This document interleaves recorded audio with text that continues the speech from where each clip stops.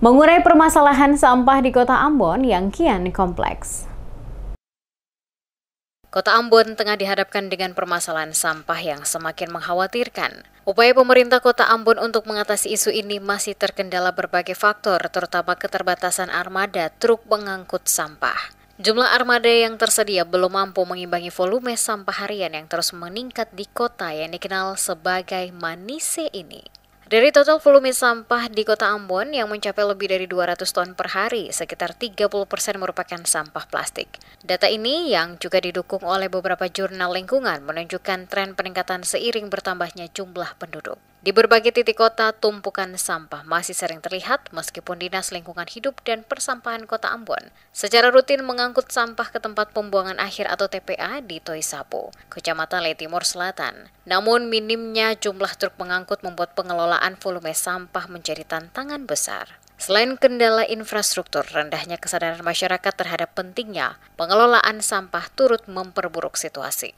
Berdasarkan pantauan Dewas Media Group pada Senin 27 Januari, tumpukan sampah di tempat penampungan sementara atau TPS Jalan Yosudarso, tepatnya di belakang gedung Amplas, tetap terlihat meskipun petugas telah rutin mengangkutnya. Di kawasan belakang gedung Pasar Mardika Modern, volume sampah yang terus menumpuk menjadi permasalahan tersendiri. Hal ini mengindikasikan kurangnya disiplin masyarakat dalam mematuhi jadwal pembuangan sampah yang telah ditetapkan pemerintah. Pemerintah Kota Ambon sebenarnya telah menetapkan waktu pembuangan sampah, yaitu pukul 22.00 waktu Indonesia Timur hingga pukul 05.00 waktu Indonesia Timur. Namun realitanya masih banyak warga yang membuang sampah di luar jam yang ditentukan, terutama pada pagi hari. Burhan, salah seorang warga setempat, menyampaikan bahwa petugas kebersihan rutin mengangkut sampah setiap pagi. Namun ia mengakui bahwa banyak warga tetap membuang sampah setelah petugas selesai bekerja. Kondisi ini tidak hanya merusak estetika lingkungan, tetapi juga menimbulkan bau tak sedap yang mengganggu kenyamanan. Jadi toko-toko ini kumpul, semua dari ujung sampai di ujung sini kumpul. Nah nanti tiap pagi itu otobak sampah itu datang angkut.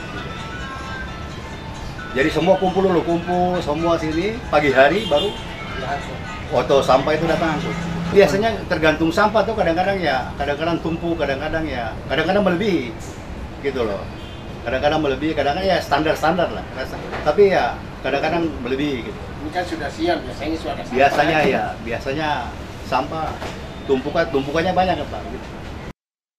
Warga lainnya, Majid, berharap pemerintah lebih tegas dalam mengawasi dan menegakkan aturan terkait waktu pembuangan sampah. Ia juga mendorong adanya langkah konkret untuk menertibkan warga yang melanggar aturan tersebut. Tidak hanya di daratan, masalah sampah plastik juga meluas hingga ke pesisir pantai. Studi terbaru memperkirakan ratusan hingga ribuan ton sampah plastik mengambang di lautan yang berdampak buruk terhadap ekosistem laut sekaligus mengancam daya tarik wisata alam di wilayah ini.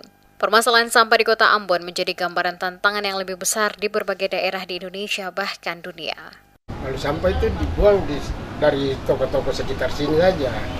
Ada juga dari luar tapi satu dua. Tapi tiap pagi itu diangkat.